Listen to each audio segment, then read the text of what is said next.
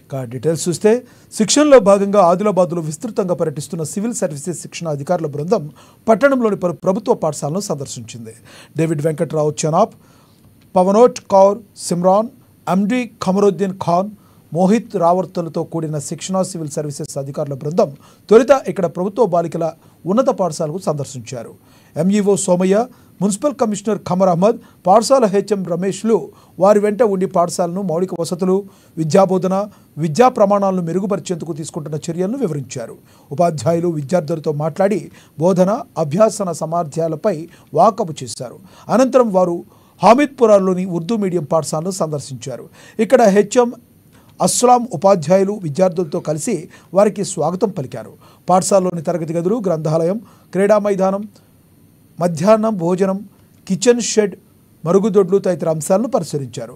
వారి వెంట councillor Enuganti Prakash, liaison అధికారి Pannalal, ward officer Pasha, MEPMA TMC Bhagyalakshmi తదితరులు ఉన్నారు.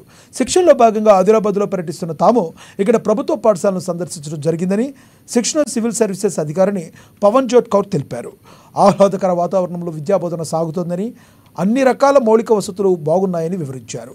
మధ్యాహ్న భోజనం, మంచినీరు, క్రీడా మైదానం అన్నీ బాగున్నాయన్నారు.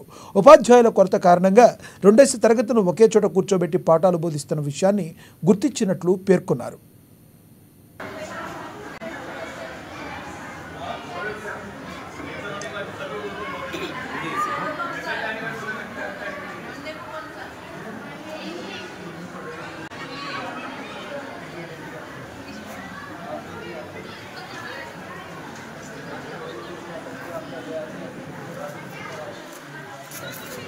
कैसा लगा सर?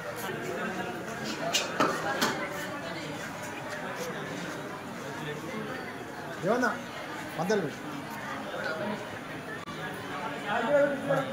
సారా మేడం దగ్గర